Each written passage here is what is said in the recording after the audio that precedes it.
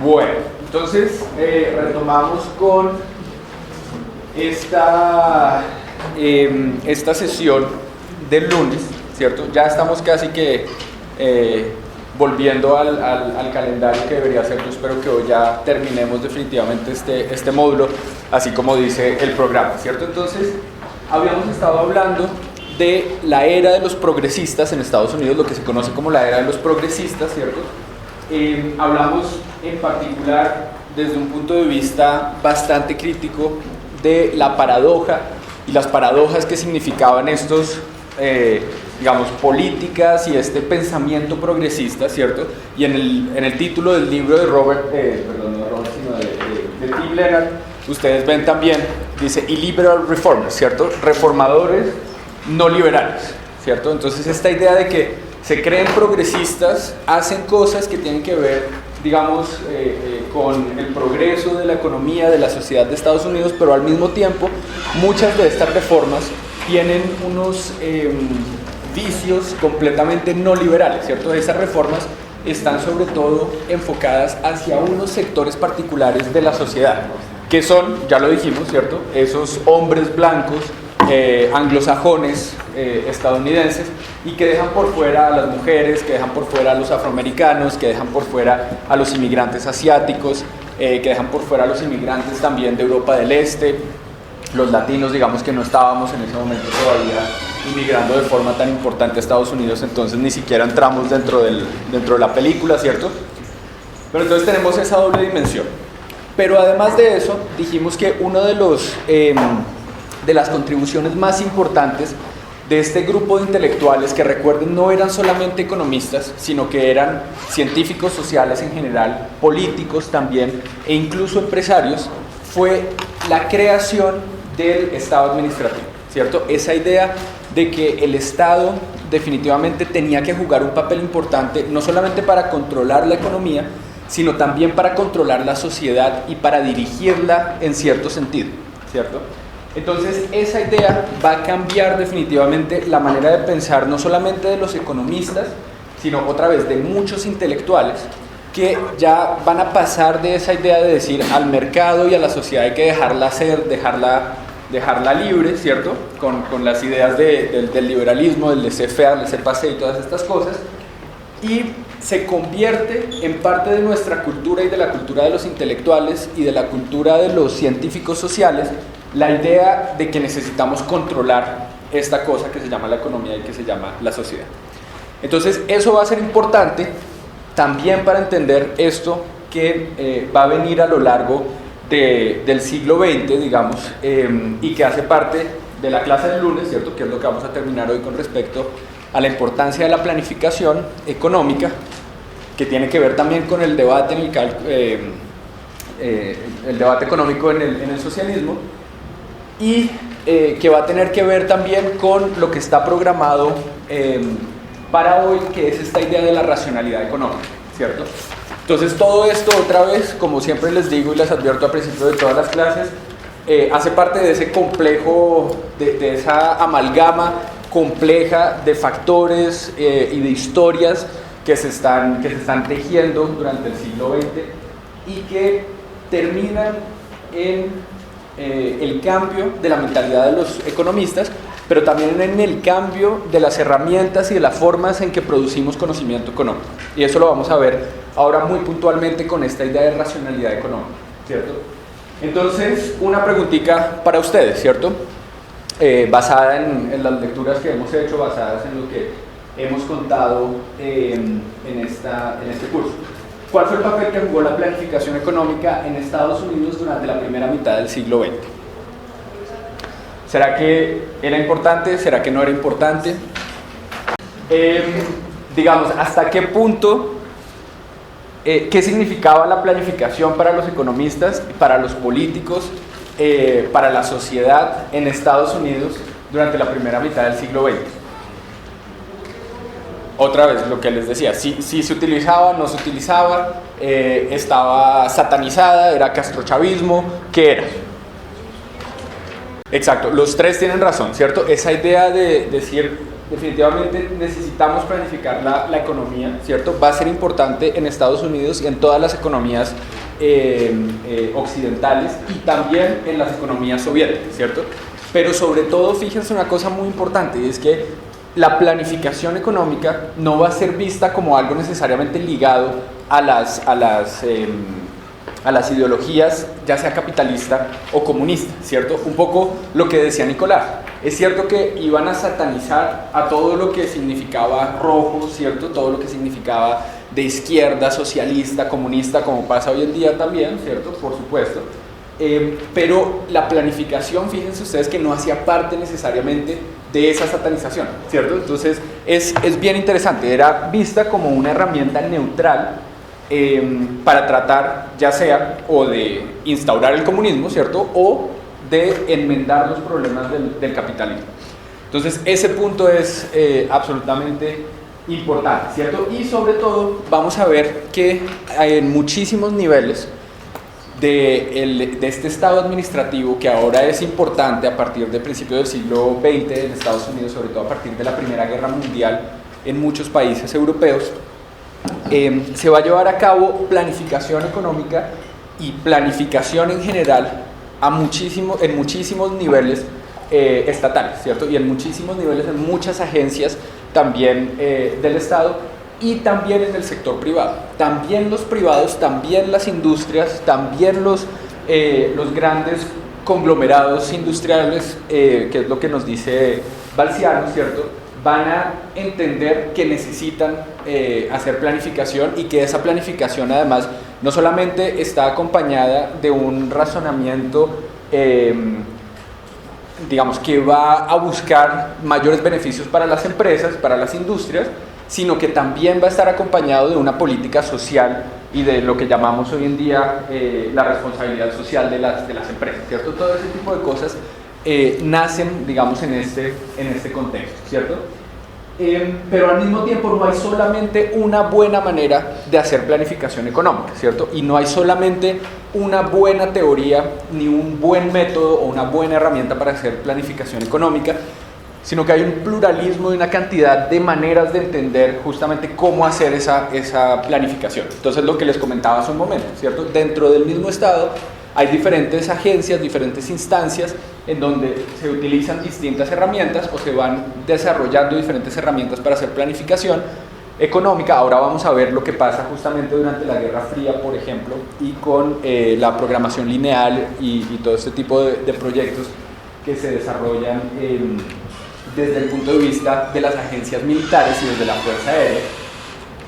Pero también, entonces, lo que les decía hace un momento, también hay algunos sectores industriales y privados que van a tratar de producir sus propias técnicas y sus propias maneras de hacer planificación económica, ¿cierto? Entonces, ahora también en Estados Unidos la idea no es solamente alcanzar objetivos nacionales, sino sobre todo alcanzar esa idea de la democracia económica, ¿cierto? Ya no solamente vamos a pensar en que los individuos tenemos que ser libres políticamente, ¿cierto? Y tenemos que tener las buenas condiciones democráticas para poder elegir, sino que además vamos a empezar a hablar de esos derechos económicos que nos otorgan esas condiciones, digamos, de libertad para poder elegir también, en particular, por supuesto, en Estados Unidos, ¿cierto? Y en general hay un optimismo bastante generalizado acerca de las bondades que nos pueden dar estas herramientas de planificación, ¿cierto? Esta idea de que podemos ser mucho más eficientes, ¿cierto? De que podemos desarrollar una tecnología a partir de la planificación, por ejemplo, y también, entre otras cosas, esto que se llama la inteligencia colectiva la podemos desarrollar también, ¿cierto? Y podemos desarrollar formas de cooperación entre los individuos, en particular, por supuesto, en Estados Unidos, ¿cierto? Entonces, fíjense este pedazo que les decía al principio.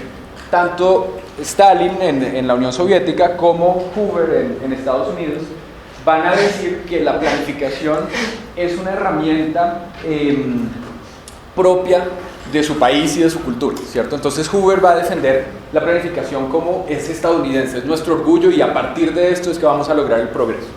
Y Stalin va a decir, no, pues la planificación es absolutamente soviética, ¿cierto? Y tiene que ver absolutamente con nuestros ideales comunistas. Entonces, fíjense esa idea que hay en los años 30. Y sobre todo esa idea de que la planificación va a ser políticamente neutral, a pesar de que estos dos grandes señores, Stalin y Hoover, defiendan desde su punto de vista la planificación como algo propio, ¿cierto? En general, los técnicos y los economistas también van a pensar que definitivamente la planificación es una herramienta políticamente neutral, que no tiene colores políticos, ¿cierto?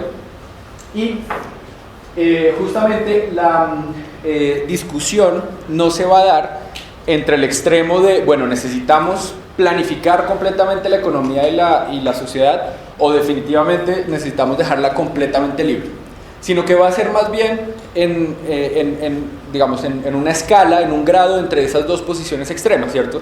Y la pregunta va a ser, bueno, definitivamente sabemos que necesitamos planificación, ya eso no se pone en duda, ¿cierto? Necesitamos planificar y controlar la economía, eso no lo vamos a poner en duda. La pregunta es qué tanta planificación y en qué sectores particulares y en qué momentos específicos necesitamos planificación y qué tipo de planificación, ¿cierto? Entonces fíjense que la pregunta es mucho más interesante, ¿cierto? No es solamente vámonos a los dos extremos de decir sí, todo debe ser planificado o no, nada debe ser planificado, sino más bien, listo, ya estamos de acuerdo en que definitivamente el sistema económico no funciona si no hay un cierto grado de planificación.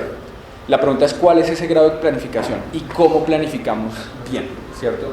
Alrededor de eso es que va, digamos, a girar la discusión sobre la planificación. Y ¿es Valiciano o Valiciano? Creo que es Valiciano, ¿no? Valiciano. Bueno, no sé, ustedes porfa revisan. Escribí Valiciano, pero me parece que es Valiciano. Bueno, o si es Valiciano. Bueno, no sé, ustedes me contarán después. Nos cuenta que hay por lo menos 4 tipos ideales, digamos, de planificación durante esta época que nos ayudan a entender esa diversidad de formas de planificación en Estados Unidos, lo que ella llama el Social Management Planning, el Technical Industrial Planning, el Business Economic Planning y el Macroeconomic Planning, ¿cierto? De estos cuatro, los primeros 3 van a ir desapareciendo un poco a partir de la Segunda Guerra Mundial. Y sobre todo el cuarto, la planificación macroeconómica, va no solamente a sobrevivir, sino que va a tomar aún más fuerza a partir de la Segunda Guerra Mundial. Pero bueno, todo eso lo vamos a ir viendo poco a poco. Entonces, con respecto al Social Management Planning, tenemos estos dos personajes absolutamente importantes. Por un lado, John Maurice Clark, hijo de John Bates Clark. Ustedes han oído nombrar a John Bates Clark. Por ahí creo que lo leímos en la lectura de Hirschman no era de Hirschman, de Breslau, ¿cierto? ¿Sí se acuerdan? John Bates Clark, ¿han oído hablar de la medalla John Bates Clark? Sí, más o menos les suena, les dice algo. Bueno, la medalla John Bates Clark, perdón, espérense, respiro. La medalla John Bates Clark es uno de los premios más importantes que da la American Economic Association a los economistas menores de 40 años que hayan hecho cosas muy importantes, trabajos muy importantes en economía, por supuesto. En general, es a economistas estadounidenses o economistas extranjeros, pero que hayan trabajado y hayan hecho su carrera en Estados Unidos. Esa regla no siempre es muy clara. Pero si ustedes quieren saber más o menos una proxy de quiénes pueden ser los próximos premios Nobel de Economía, váyanse a mirar quiénes son los John Bates Clark Medals winners y pueden ver una correlación muy grande entre los ganadores de ese premio y el premio Nobel. Entonces, este señor, John Maurice Clark, hijo de John Bates Clark, uno de los economistas importantes para la teoría marginalista, ¿cierto? John Bates Clark le salió un poco más de izquierda, un poco más rebelde, digamos, y fue uno de los últimos economistas, grandes economistas de esos institucionalistas americanos clásicos, digamos, ¿cierto? Entonces, ese es John Bates Clark, y por el otro lado Tocqueville, que fue uno de los economistas más importantes, o el economista más importante, durante el New Deal, ¿cierto? El New Deal de Roosevelt, que ahora vamos a mencionar también. Entonces, estos personajes también hijos, o más bien, sí, hijos de la era progresista o protagonistas durante la era progresista directamente también, pensaban justamente en esta idea también de John Dewey y de Peirce y del social gospel, ¿cierto? Esta idea de que el conocimiento lo debemos utilizar justamente para, como vehículo para el cambio, ¿cierto? Que definitivamente necesitamos hacer cosas útiles. Esto suena como un poco a cliché, ¿cierto? Pero la idea es que esto es una idea que ellos de verdad cristalizaron, ¿cierto? Que ellos de verdad realizaron de alguna u otra forma, y es que utilizaron todo su conocimiento económico en particular para tratar de hacer reformas o para hacer reformas, ¿cierto? Y otra vez, entre otras cosas, para construir este Estado administrativo. Entonces, eso no es solamente como un, ¿cómo se dice eso? Un lema de esta gente completamente vacío, ni mucho menos, sino que realmente es algo que ellos pusieron en práctica y en lo que ellos creían profundamente. El conocimiento es para el cambio, ¿cierto? El conocimiento es para utilizarlo en cosas muy específicas. Entonces, nos dice lo siguiente: el problema de la economía estadounidense era que había creado un sistema descoordinado que se concentraba solo en las ganancias sin prestar atención a la producción basada en la satisfacción de las necesidades sociales, ¿cierto? Entonces eso, otra vez, muy propio de los progresistas, muy propio de Veblen también, ya lo mencionamos, propio de Mitchell hasta cierto punto.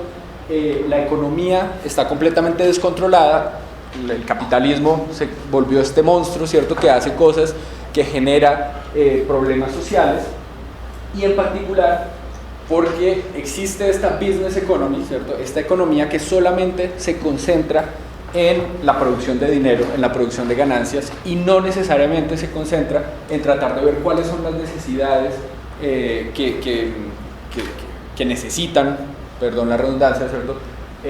Las personas, los individuos. Entonces, ese va a ser uno de los problemas, fíjense, completamente en línea con los progresistas estadounidenses.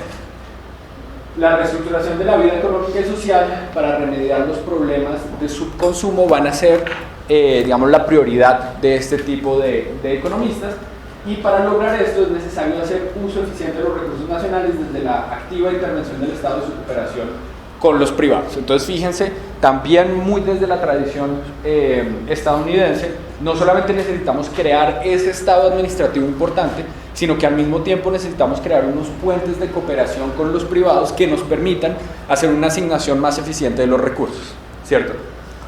Y para eso se crean asociaciones de planificación industrial para monitorear la producción y los precios, coordinados por la National Planning Board, que va a ser otra agencia muy importante durante estos periodos.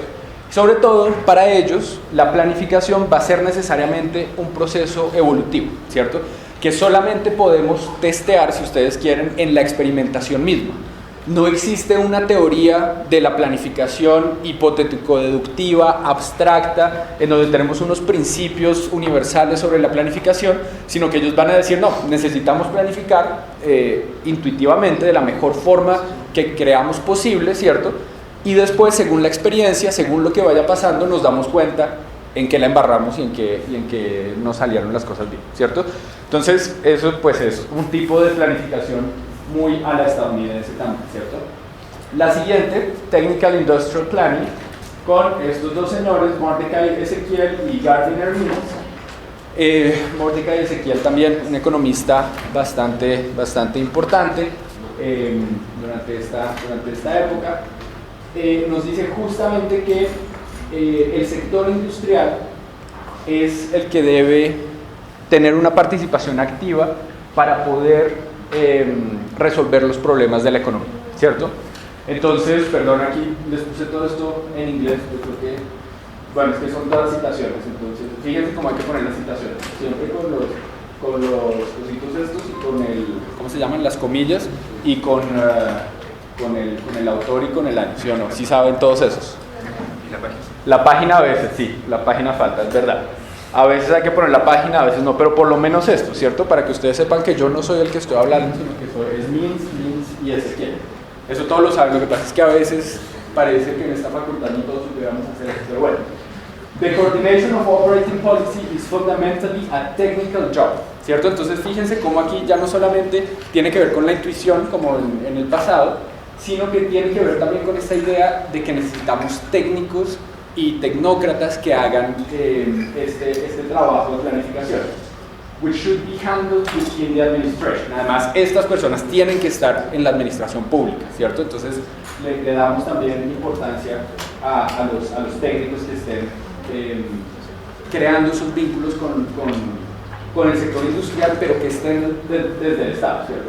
This means that the membership of a coordinating committee should be made up of technicians. Entonces aquí se sigue defendiendo esa idea de que necesitamos cada vez más técnicos que tomen decisiones, ¿cierto? Fíjense que era algo que venía desde digamos, el principio del siglo, casi que finales del siglo XIX, ¿cierto? Pero aquí ya hacia 1940 ya eso se vuelve algo casi que obvio, que para nosotros es absolutamente obvio, ¿cierto? Si no tenemos técnicos en el Departamento Nacional de Planeación o en el Ministerio de Hacienda y son personas absolutamente politizadas, etcétera, pues no van a tener credibilidad por un lado y por otro lado tampoco van a tener el conocimiento necesario para poder tomar las buenas decisiones, ¿cierto? Para nosotros es absolutamente obvio. Para estas personas no necesariamente era tan obvio a principios del siglo, ¿cierto?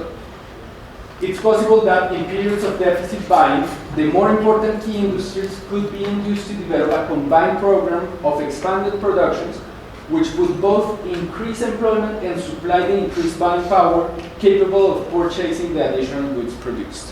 ¿Eso suena a qué? Eso suena muy británico, ¿no? No por mi acento, sino más bien por las ideas keynesianas, ¿cierto? Totalmente.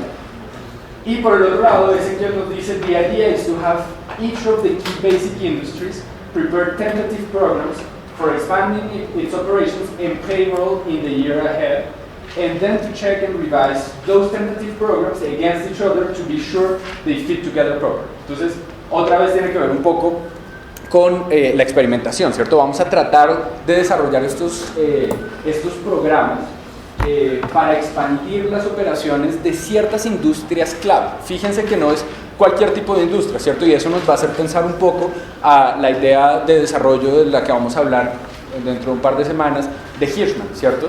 Esa idea también de que tenemos que darle importancia a ciertas industrias que nos ayuden a desarrollar el resto de la economía o expandir el resto de la economía. Claro, Ezequiel está hablando no en términos de desarrollo económico, ¿cierto? Sino simplemente en términos de crecimiento económico, si ustedes quieren, o de expansión de la producción. Entonces, este va a ser el otro punto, digamos, el otro tipo de planificación importante, esa creación de vínculos entre los industriales y el Estado, pero dirigida también desde los técnicos y los tecnócratas del Estado, ¿cierto? Es la segunda posición que van a defender. La tercera posición es esta del Business Economy Planning, ¿cierto? Entonces aquí sí ya les pongo al General Electric ahí, porque son directamente las industrias las que van a tomar en sus manos esa responsabilidad de generar la planificación ellos mismos, ¿cierto? Entonces, aquí fíjense que ya los técnicos del Estado no van a ser los protagonistas de este tipo de planificación, sino que van a ser más bien los gerentes, los managers de estas empresas, los que van a ser los protagonistas, ¿cierto?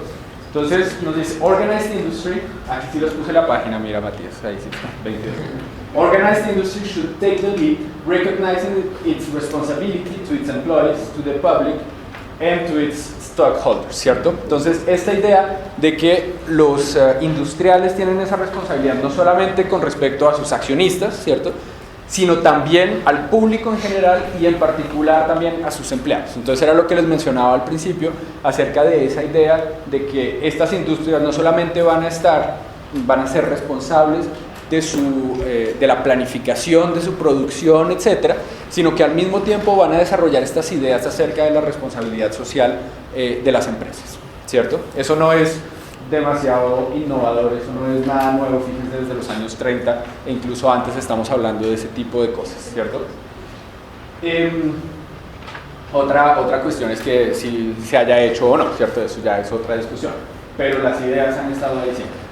Y entre otras cosas van a proponer también la cartelización de ciertos sectores industriales y al final van a lograr justamente que muchas leyes antitrust, antimonopolio, sean abolidas en Estados Unidos con el argumento justamente de que nosotros siendo carteles podemos hacer una mejor planificación de la economía y podemos tener una producción mucho más eficiente en lugar de estar haciendo competencia. Entonces, fíjense lo interesante de cómo cambia la forma de pensar en estos años de los economistas, de los industriales, incluso de los políticos. Un argumento de esos hoy en día es mucho más difícil de defender, ¿cierto? O yo me equivoco de pronto, no sé, eso está abierto a la discusión. Pero que unos industriales nos digan a nosotros, venga, es que nosotros queremos hacer un cartel porque esta es la forma más eficiente de producir cosas, ¿cierto? Y la forma más eficiente de utilizar los recursos en general de la economía, y esto es bueno no solamente para nosotros como cartel, sino que es bueno para nuestros empleados también, pero además es bueno para el público en general y para la economía en general, pues uno diría, oiga, no, pues no, o sea, hagan competencia, ¿cierto? Y entre ustedes compitan y eso es mejor para todos, porque entonces la competencia es lo que los va a llevar a los resultados más eficientes. Entonces, fíjense cómo también esas discusiones sobre el cálculo económico en el socialismo tienen algunas repercusiones, así estén todas como en el, ¿cómo se dice eso? En el trasfondo de la cabeza de estos personajes, ¿cierto? No todo tiene que ser competencia libre y perfecta para que la economía pueda producir resultados eficientes. También puede haber una economía con resultados eficientes que no esté basada en la economía completamente del mercado, o por lo menos no completamente basada en la competencia. ¿No es genial esto? Bueno, muy bien, ya les mencioné lo de las empresas. Y el cuarto tipo de planificación, ya que no les pareció tan interesante eso de la planificación industrial, es el macroeconomic planning, ¿cierto? En particular con este señor, Laughlin Curry, que ustedes probablemente hayan oído nombrar, ¿cierto? Del que vamos a hablar también durante el segundo módulo, y que fue absolutamente, digamos, decisivo también en el desarrollo de ciertas herramientas y de ciertas ideas de planificación macroeconómica. Economista canadiense, ¿cierto? Entonces, que nos dice lo siguiente: la planificación macroeconómica significa utilizar el gasto del gobierno de manera contracíclica para estabilizar la economía y relanzarla. Eso otra vez, a pesar de que está hablando en español, suena con acento inglés, ¿cierto? Suena bastante keynesiano, por supuesto. Pero ahora se van a fijar una cosa importante: las intuiciones que más tarde serían reconocidas de manera sistemática, o recogidas más bien, perdón, de manera sistemática por Keynes en el 36, ya hacían parte de las ideas y prácticas de los macroeconomistas en los años 20 y 30. Este punto es súper importante, creo que yo ya lo había mencionado en alguna clase, y es esa idea de que, a pesar de que a nosotros nos vendan en la narrativa estándar la idea de que Keynes es el padre de la macroeconomía, ¿cierto? Y hasta cierto punto lo es, ¿cierto? Y yo no voy a decir que no es un personaje importante en la historia de la macro, ni mucho menos. Ustedes ya saben mi fascinación por Keynes también, ya les he hablado varias veces de Keynes aquí. Lo interesante es que Keynes lo único que hace en el 36, lo único, ¿cierto? Con todas las comillas, porque es absolutamente difícil, es sistematizar una cantidad de ideas que ya estaban en el aire y una cantidad de prácticas que ya la gente estaba utilizando, los economistas y los políticos estaban utilizando, no solamente en Inglaterra, sino también en Estados Unidos, ¿cierto? Y fíjense justamente estas citaciones que están más abajo, y es que los economistas, ¿cómo se dice eso? Profesionales, ¿cierto? Los que estaban en las instituciones gubernamentales no piensan que le deban nada a Keynes con respecto a sus ideas, a sus políticas y a sus prácticas. Fíjense lo que dice Roosevelt, el presidente de Estados Unidos, en el 34, con acento gringo y todo, ¿no? Well, that damn Englishman, refiriéndose a Keynes, is trying to tell us what we are doing already, ¿cierto? Ese tipo no nos está diciendo nada, y esto es incluso en el 34, ¿cierto? Incluso antes de la teoría general. Entonces, ese man no nos está diciendo nada nuevo, nosotros ya estamos haciendo eso aquí. Y Leon Kissarlin, que es también uno de los economistas junto con Tocqueville muy importantes del New Deal, que trabajó con Roosevelt, nos dice lo mismo también. It was professional economists in governmental institutions and congressmen rather than academic economists who are to be held responsible for the major elements in enduring achievements of the New Deal. Entonces fíjense otra vez, son los economistas profesionales e incluso los congresistas, o sea, las personas que están haciendo cosas prácticas, pues, y no los economistas académicos, los responsables de las políticas del New Deal, ¿cierto? Incluso si nosotros pensamos que el New Deal es keynesiano, no. Keynes es New Dealer, si ustedes quieren. Más bien. With all due respect to Keynes, ¿cierto? Este sí no dice ese damn Englishman, sino con todo el respeto para Keynes, I have been unable to discover much reasonable evidence that the New Deal would have been greatly different if he had never lived, ¿cierto? O sea, más o menos mató a Keynes y dice, pues, igual si este man no hubiera vivido, el New Deal no hubiera tenido ni un pelo de diferente, ¿cierto? Incluso la teoría macroeconómica no necesariamente hubiera sido distinta y sobre todo las prácticas macroeconómicas no hubieran sido distintas. Entonces, esto es interesante también un poco para hacer un punto historiográfico para decir, no solamente esas teorías, esos libros, esas ideas muy bien plasmadas en algunos libros, es lo que realmente va a influir la toma de decisiones y el tipo de políticas que se establecen en determinados momentos, en determinados países, ¿cierto?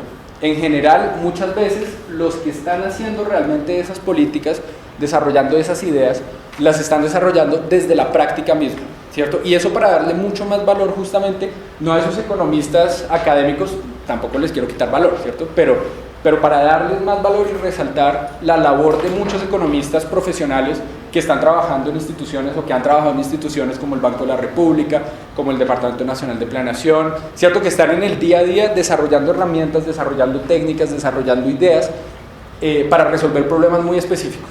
Y que más adelante otros economistas, como Keynes, por ejemplo, sistematizan dentro de un libro de teoría, ¿cierto? Dentro de unos papers o lo que sea. ¿Vale? Muy bien, pueden decir que no están de acuerdo, ¿cierto? Y que Keynes es el padre de la macroeconomía, podemos hablar de esto todo lo que quieran, me parece divertidísimo si discutimos sobre esto. Discusiones, críticas, comentarios, inconformidades, desacuerdos. De acuerdo, hay muchos puntos importantes ahí. Digamos que, si me permite más bien decir una cosa, es que Keynes no es un economista aparte de todos estos economistas aplicados y profesionales que había, ¿cierto? Keynes, el único tratado, digamos, bueno, pues él escribe varios libros de teoría económica, ¿cierto? Pero el único libro que él dirige solamente a los economistas es el del 36, recuerden ustedes, ¿cierto? Antes de esto, Keynes, al principio de los años 30, durante los años 20 y en los años 10 también, Keynes era empleado del gobierno británico también, recuerden. Entonces, a eso es a lo que yo voy, ¿cierto? No es al Keynes de la teoría abstracta y de la teoría hipotético-deductiva que nos va a dar ese sistema, ¿cierto? Que después nos lo da efectivamente y es un trabajo muy importante, sino que es un Keynes que está proponiendo cosas desde lo que él está viendo, ¿cierto? Es un Keynes muchísimo más empírico, si ustedes quieren, con todas las comillas otra vez y con un tipo de empirismo bien interesante que no tiene que ver con trabajo cuantitativo, con estadísticas ni nada de eso, sino otra vez con la observación un poco como lo que hablábamos de los mercantilistas, ¿cierto? Su observación desde ese punto de vista de economista que hace parte de la élite intelectual, que hace parte de la élite británica y que tiene una posición importante para conocer cosas que otra gente no puede ver, ¿cierto? Y también con lo que hablábamos de la introspección que él puede hacer para meterse en los zapatos de los inversionistas. Él, ya lo mencionamos, fue inversionista también, ¿cierto? Perdió 2 veces su fortuna, la ganó 3 veces, o sea, también conocía justamente los espíritus animales, digamos, de primera mano, si ustedes quieren. Entonces, a lo que voy justamente es que este tipo de macroeconomía, para la historia de la macroeconomía, es mucho más interesante, me parece a mí, y mucho más cercano a la realidad, tratar de entender cómo es que estos economistas, incluido Keynes, trabajan desde el punto de vista profesional, desde el punto de vista aplicado, para desarrollar sus ideas a partir de intuiciones, ¿cierto? A partir de la necesidad de resolver problemas prácticos inmediatos y que después probablemente se sistematizan en una teoría, ¿cierto? Pero, por ejemplo, la idea del multiplicador keynesiano Keynes le daba vueltas, no sabía cómo hacerlo, ¿cierto? Él pensaba intuitivamente que el gasto del gobierno podía llevar, digamos, encadenar a una cantidad de cosas buenas para la economía en términos de producción, ¿cierto? Y de aumento de la demanda agregada, etcétera, pero no sabía cómo poder sistematizar eso. Y él llevaba proponiendo eso desde 1930 en Inglaterra, sin saber y sin tener todavía una teoría del multiplicador. Incluso la teoría del multiplicador no es de Keynes, sino de Hahn, su amigo, ¿cierto? Entonces, que en el 32 la desarrolla, y Keynes solamente la empieza a incorporar en su pensamiento en el 33, y solamente la sistematiza en el 36, en la teoría general, ¿cierto? Entonces, a lo que voy es que aquí hay otras historias bien interesantes que, digamos, refuerzan y le dan mucho más peso a esa historia, esa narrativa estándar que tenemos sobre los economistas, teóricos, etcétera, y que le da cabida a una cantidad de figuras escondidas también, ¿cierto? Que no son solamente estos economistas hombres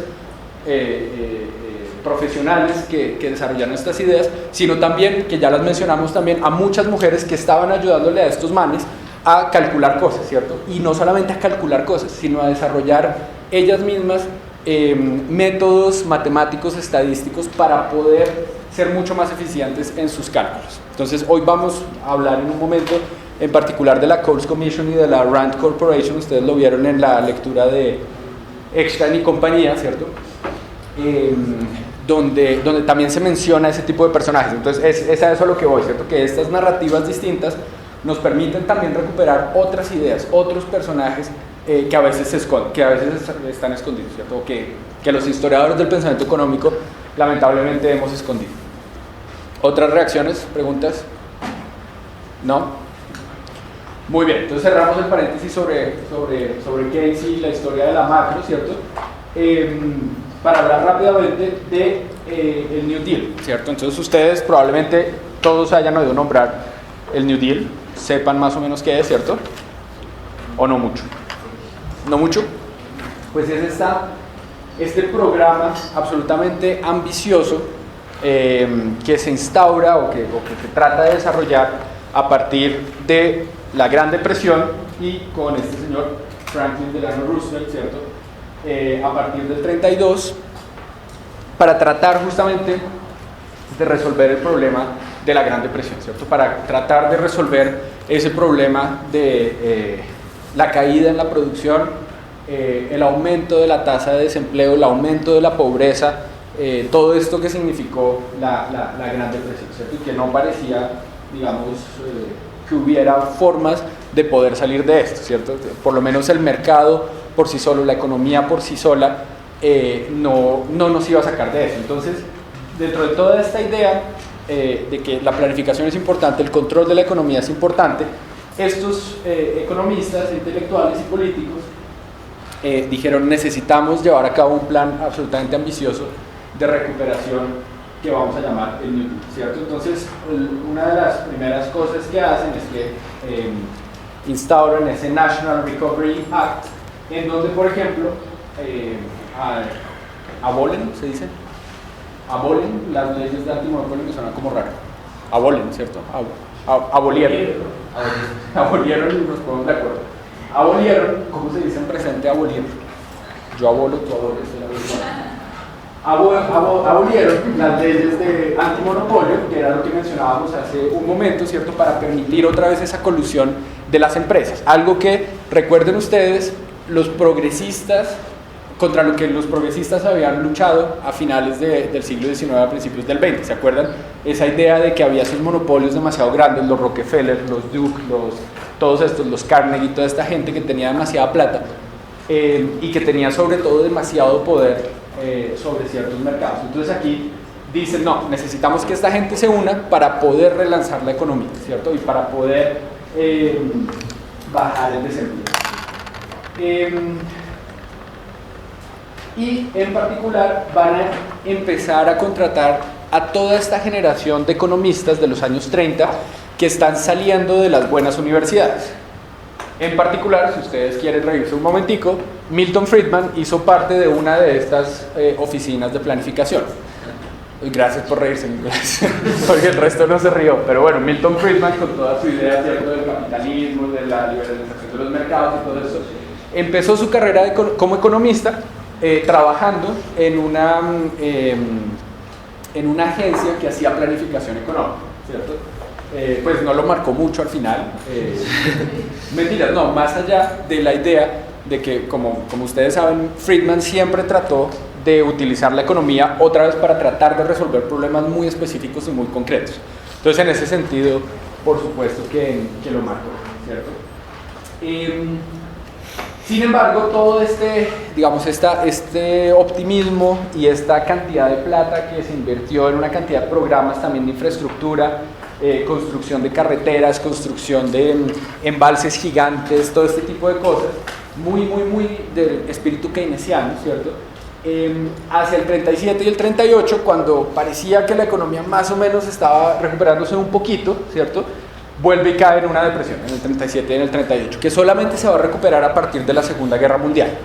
Entonces fíjense cómo esos tres eventos, esos tres episodios de la primera parte del siglo XX, que es una mitad de siglo absolutamente estresante, pues tenemos la Gran Depresión, primero la Primera Guerra Mundial, ¿cierto? Después la Gran Depresión y después la Segunda Guerra Mundial, tiene una cantidad de efectos sobre la forma en que no solamente se construye el Estado administrativo, sino también la forma en que vamos a planificar la economía, ya sea para ganar la guerra, ¿cierto?, o ya sea para ganarle la guerra a la pobreza, ¿cierto?, la guerra militar, o la guerra a la pobreza, la guerra a la depresión, o a la crisis más bien, ¿cierto? Y en particular, a partir de esos tres eventos se van a desarrollar todas estas cosas, todas estas herramientas de las que hemos hablado desde el principio del curso, ¿cierto?, que tienen que ver con las cuentas nacionales, que tienen que ver con ciertas agencias estatales que antes no existían, y con ciertas herramientas también, cognitivas, ¿cierto?, que les sirven a los economistas para pensar de alguna forma particular los problemas de la economía. En particular, por supuesto, vamos a ver después las ideas de Keynes sistematizadas en su teoría general, van a servir también para entender la economía de una forma distinta, y más adelante el proyecto de modelización macroeconométrica de Jan Tinbergen, del que vamos a hablar al principio del próximo módulo.